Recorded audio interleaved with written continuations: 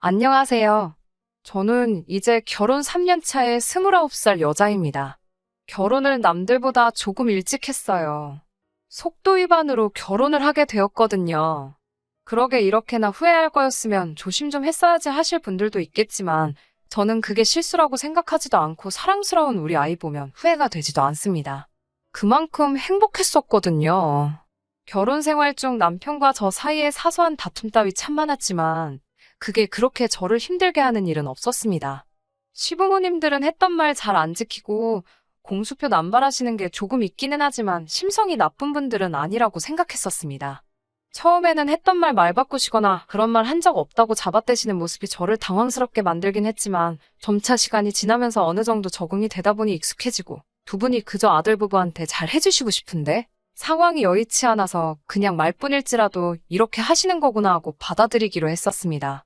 똑같은 손주가 태어나는데 그게 아들인지 딸인지 무슨 차이가 있나 싶지만 시부모님, 특히 아버님께서 뱃속에 있는 아이가 아들 손주라는 사실에 엄청나게 좋아하셨어요.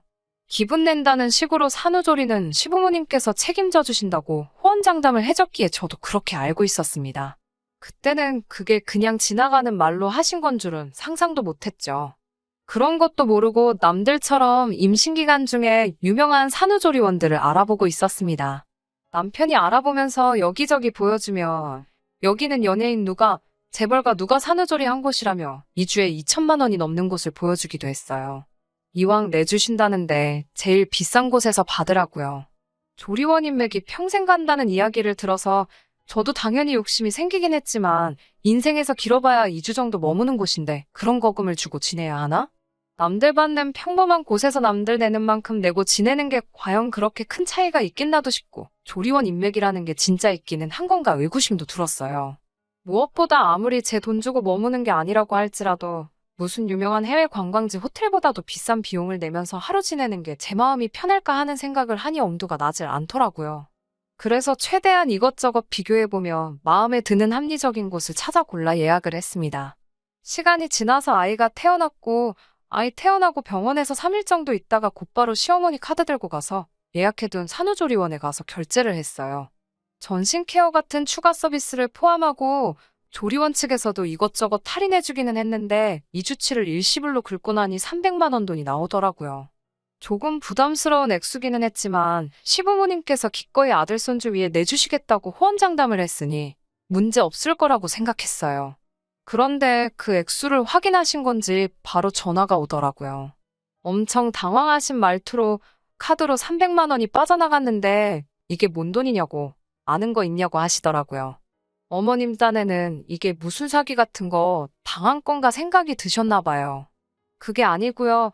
어머님 하고 어머님 진정부터 시켜드리고 지금 저희 예약해놓은 조리원 와 있다고 어머님께서 신경 써주셔서 덕분에 정말 좋고 마음에 드는 곳으로 예약했다고 정말 너무나 감사하다고 몇 번 말씀드렸지요. 그런데 이게 조리원 결제 대금이라는 걸 인지하자마자 어머님은 목소리부터 바뀌더니 저보고 정신머리가 있는 거냐고 하면서 욕을 하기 시작했습니다. 조리원 비용이 뭐가 그렇게 비싸냐고 이게 무슨 돈이 이렇게나 나오냐며 너 진짜로 조리원 온 거 맞냐고 다급한 말투로 계속 저를 다그치시더라고요. 어머님께 요즘 조리원 비용치고는 평범하게 나온 거라고 설명드리고 싶었는데 이미 그 말을 꺼내기도 전에 전화로 이게 뭔데 그렇게 비싸냐고 요즘 애들 돈에 이렇게 개념이 없어서 쓰겠냐고 성질을 부리시더라고요. 자기 때는 산후조리 같은 건 있지도 않았던 건데 이제 처음 시작하는 신혼부부가 벌써부터 이렇게 사치를 부리면 앞으로가 안 봐도 뻔하다고 하시면서 혼자서 중얼중얼 하시더라고요. 해주신다고 해서 한 거고 부담드리지 않기 위해서 더 비싼 곳들 포기하고 최대한 저렴하고 좋은 곳 발품 팔아가며 찾아서 한 건데 그런데도 이렇게 욕을 먹고 있으니 살짝 어이도 없고 할 말도 없었습니다. 평소에도 뭐 해주시겠다 공수표 남발하셨는데 이번에는 다른 것도 아니고 아이가 태어나는 거니 설마 이번에도 거짓말 하시겠어? 하는 생각을 했었거든요. 뭐 달리 드릴 말도 없고 해서 그냥 가만히 조용하게 있었더니 어머님이 얼른 환불받고 자기 집으로 오라고 하셨습니다. 산후조리 그거 반값에 본인이 해주신다고 돈 그런 데다 버리지 말고 자기한테 그 밥만 줘도 조리원 뺨치게 도와주겠다고 하시더라고요. 아니, 산후조리비 본인이 해주신다고 했으면서 본인이 해줄 테니 돈을 내놓으라는 건 또 무슨 소리며. 그리고 솔직히 아무리 정말 정성을 다해 저를 돌봐주신다고 한들 산후조리를 세상 어느 며느리가 시댁에서 받고 싶겠어요? 어머님께는 이 조리원 예약한 지도 벌써 반년이 넘어가고 그렇게 저희가 단순 변심으로 환불 요청을 할 수도 없다고 예약금 걸어놓은 것도 있고 공실라면 이쪽에도 손해기 때문에 깐깐하다고 아무래도 환불은 안 될 것 같다고 말씀드렸지요. 그러니까 또 저랑 통화 중인 건 안중에도 없으신지 혼잣말로 계속 중얼거리시더라고요. 아무래도 며느리를 잘못 들인 것 같다는 둥 아들 낳아준다고 칭찬해줬더니 기고만장해진 건가? 이러면서요. 제가 어머님한테 무슨 말씀을 하시는 거냐고 물었는데도 제 질문은 듣는 둥 마는 둥 계속 혼자서 이 상황 저 상황 말도 안 되는 상상을 해가면서 제가 마치 정신 빠진 며느리고 우리 아들은 여자복도 없다느니 하면서 저를 완전 이상한 사람으로 만들어 드라마를 쓰고 계시더라고요. 어이가 없어서 가만히 있는데 보호자로 따라 나온 친정엄마가 제가 전화통화하면서 표정이 굳어있는 걸 보니 옆에서 저를 쿡쿡 찌르시면서 무슨 일이냐고 계속 물어보시고 계셨어요. 그런데 통화가 계속되면서 원성이 높아지니 전화기 너머로 소리가 조금 새어나갔는지 친정엄마도 시어머니가 지금 전화기 너머로 조리원 비용이 너무 많다고 저를 나무라고 있는 상황을 다 알게 되셨습니다. 어머니가 통화하고 있는 제 전화기 뺏어가지고 사부인 내 딸 산후조리비는 내가 할 테니 환불을 받으라던지 정신 빠진 며느리라는 그런 말씀은 이제 그만하시죠 하고 말하셨어요. 막상 어머님도 대화 상대가 저에서 사돈인 친정엄마로 넘어가니 불편하기는 했었는가 봐요. 그런 게 아니고 그런 게 아니라 이러면서 현재 상황을 변명을 하시다가 그러면 일주일은 시어머니가 일주일은 친정엄마가 하는 식으로 서로 반반씩 부담하는 게 어떻겠냐고 제안을 하시더라고요. 친정엄마는 씩씩대면서 전화를 끊어버리셨고 말이 안 통하네 안 통해 하면서 저한테서 시어머니 카드 뺏어가시고는 그 길로 창구로 가지고 가서 시어머니 카드로 결제된 금액 전액을 환불 요청을 하셨습니다. 그리고 나서 다시 친정엄마 카드를 가지고 전액 새로 결제를 하고 오셨어요. 친정엄마가 결제하러 가신 상황에 잠깐 혼자 있었는데 몸은 또 왜 이렇게 아프고 힘든 건가 갑자기 서러워져서 눈물이 나더라고요. 뭐 얼마나 큰 거 해주셨다고 제가 출산한 지 일주일도 안 돼서 시부모님께 이런 욕을 먹고 있어야 하는가 싶고 그 와중에 우리 친정엄마까지 휘말려서 스트레스 받아야만 하나 싶더라고요. 결제 마치고 오신 엄마가 울고 있는 저를 보고 들어와서 위로해 주셨는데 서러운 건 여전했어요. 퇴근하고 조리원으로 온 남편을 보니까 낮에 있던 일이 생각나서 열불이 나더라고요. 남편은 여기 예약한 지가 벌써 반년 가까이 되었는데 그때까지 얼마 정도 나가는지 미리 시부모님께 말 한마디 한 적 없었냐고요.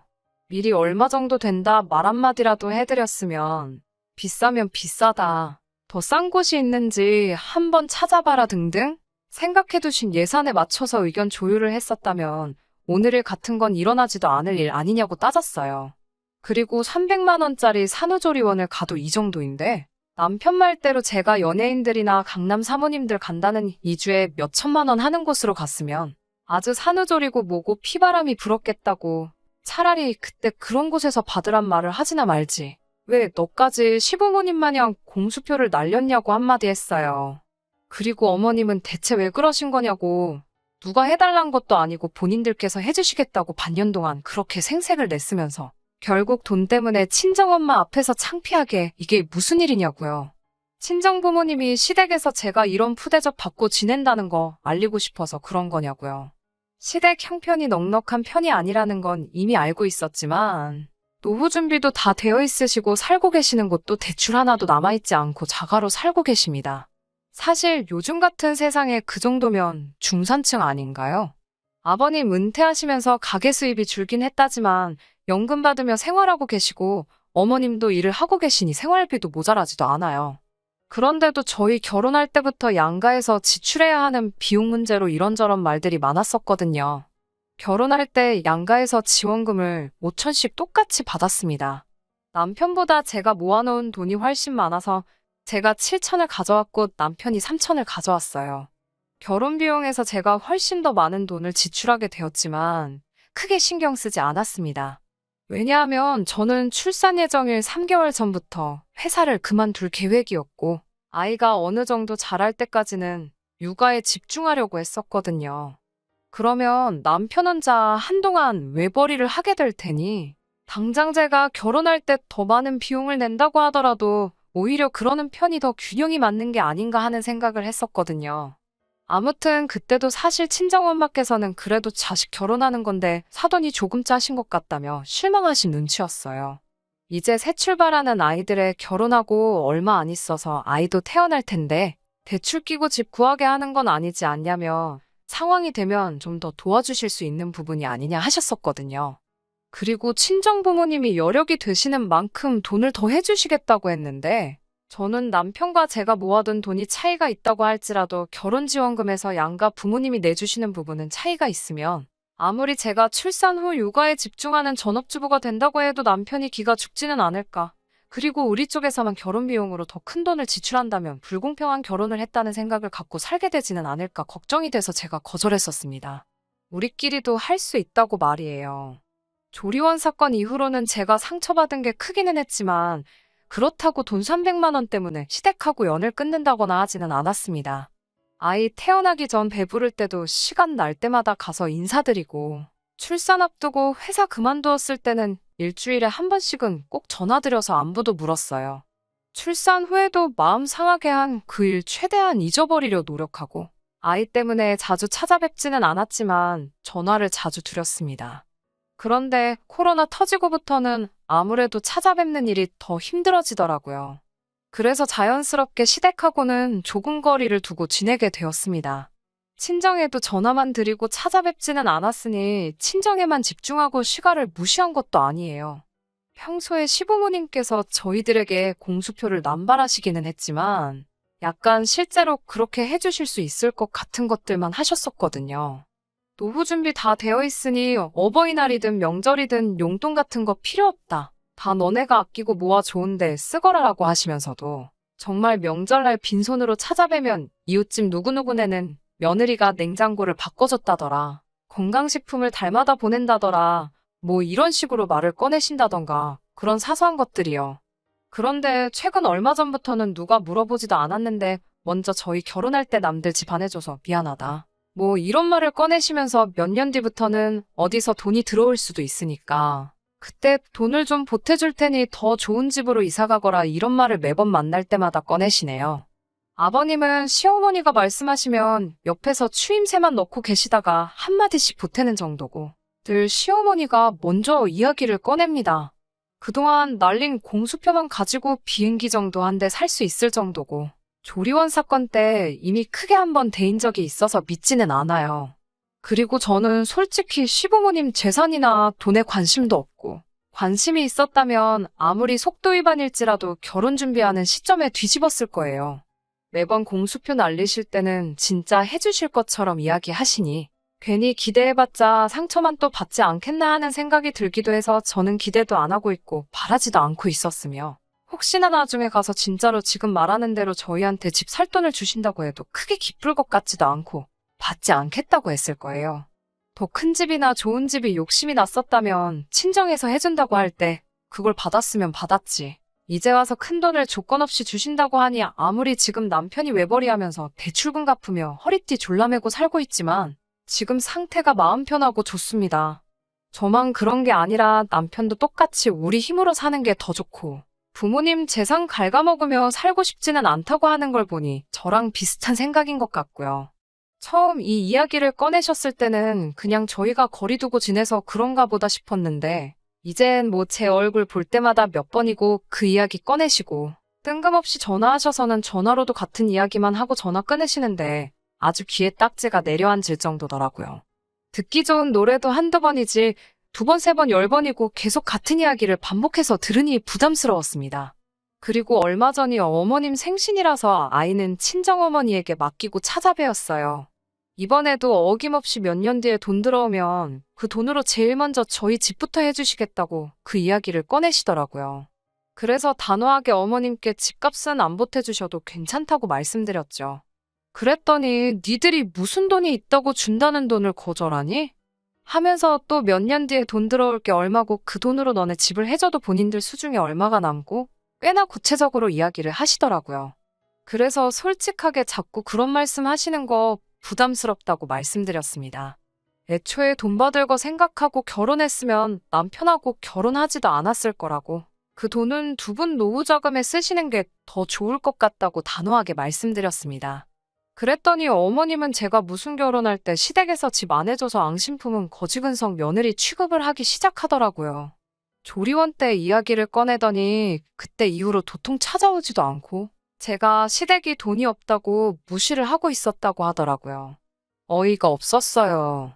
자주 찾아뵙지 않은 건 사실이지만 그건 조리원 사건 때문에 마음 상해서 일부러 거리를 두고 지낸 게 아니고 코로나 때문이고 시댁에 방문 안 한 만큼 친정에도 똑같이 안 갔거든요.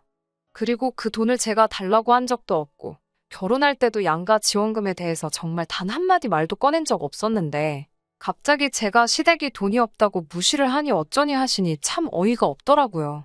조리원 일은 일부일 뿐이고 결혼 전부터 여태까지 참아왔던 게 한 번에 다 터져나왔어요. 시어머니께 단도직입적으로 말했습니다. 그러면 어머님은 제가 받을 게 있어야만 시댁에 잘하는 속물이라 생각하시는 거냐? 여태껏 해주신 거 없어도 이렇게 잘하고 있는 저희를 왜 나쁜 사람 만드시는 거냐고 한마디 했죠. 그러니까 어머님이 이번에는 어느 집 며느리는 해외여행도 보내주고 뭘 해줬다더라, 이런다더라 저런다더라 저랑 비교질을 하면서 성질을 부리시더라고요. 아버님도 대놓고 내색은 안 하지만 어머님 말씀 거들면서 자기 아는 누구누구네는 차도 외제차 멋들어진 걸로 바꿔줬다더라. 또 추임새를 넣고 계셨고요. 없던 일 지원해서 저를 거지근성 가득한 며느리로 만드는 가운데 다른 집 며느리들이랑 비교까지 하고 있으니 더 참을 수가 없더라고요. 그래서 그냥 에라 모르겠다 하고 저도 속에 없는 이야기까지 꺼내서 터뜨려버렸습니다. 그 집 며느리들은 시댁에서 집 해줬는가 보죠. 저희도 그럼 집 지금 해주시라고. 그러면 저희가 차도 바꿔드리고 냉장고도 바꿔드리고 이것저것 다 해드린다고요. 그리고 지나간 이야기지만 그동안 조리원이며 기타 등등 공수표 날리신 것도 전부 다 해달라고요. 몇 년 뒤에 주실 거면 줄 수 있을 때 말씀하시라고. 어머님이야말로 진짜로 줄지 안 줄지도 모르는 걸 믿기 삼아 그동안 저희한테 효도받으려는 속셈 아니냐고. 어차피 지금 당장 돈 나가는 거 없으니까 그때까지 저희 보고 알아서 잘 하라는 말씀이신가요? 그거야말로 진짜 속물인 거 아닌가요? 하고 한마디 했습니다. 그리고 원래는 받을 생각 없었는데 어차피 거지근성 며느리 된 김에 주신다고 한 건 받아야겠다고 몇 년 뒤에 그 돈 생기면 그때 연락하시라고 했어요. 어머님이 원하시는 대로 받은 만큼 효도하는 며느리 되겠다고요. 그 돈 주시기 전까지는 저희도 받은 게 없으니 효도는 못하겠고 다음에 또 찾아뵙는 건 그 돈 받고 나서가 되겠네요 하고 말하고 남편 데리고 나와 집으로 그냥 돌아왔습니다. 그리고 그 뒤로는 시부모님도 저한테 질린 건지 연락 한 번 없고요. 남편하고는 따로 연락을 하는지 모르겠지만 물어보면 자기한테도 그 어떤 연락도 하지 않으신다고 하네요. 남편은 중간에서 사실 아무 잘못도 없는데 새우등 터진 게 아닌가 하는 생각에 남편 보면 가끔 안쓰럽고 마음이 안 좋을 때도 있습니다. 저희는 사실 시부모님 연락을 기다리고 있어요. 뭐 안 주셔도 되고 바라지도 않아요. 그냥 저희 진심만 알아주시면 좋겠는데 계속 끝까지 자기들이 아무것도 못해줘서 저희가 효도를 안 한다는 자격지심 속에 살고 계신다면 저희도 억지로 기분 맞춰서 해드리는 효도를 해드릴 수 없고 그 효도 받으시는 시부모님 마음도 만족스럽지 않을 거란 생각에 두 분 생각이 바뀌기만을 기다리며 이렇게 계속 거리를 두고 지내게 되겠지요. 언젠가는 두 분이 저희의 진심을 알아주실 거라 믿으면서 이렇게 오늘도 시부모님의 연락을 기다리며 사연 줄이도록 하겠습니다. 끝까지 들어주셔서 감사합니다. 오늘의 사연은 여기까지입니다. 구독과 좋아요, 알람 설정 부탁드리고 더 좋은 사연으로 다시 찾아뵙겠습니다. 감사합니다.